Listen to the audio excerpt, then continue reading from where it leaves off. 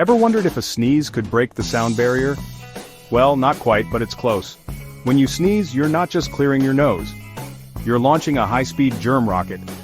Seriously, a sneeze can travel at about 100 miles per hour. That's like driving on the freeway, but with your nose. And guess what?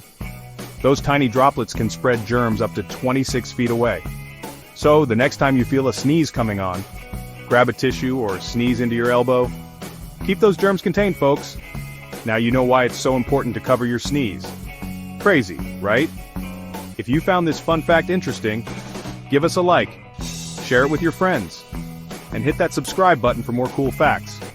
Thanks for watching and stay sneeze safe.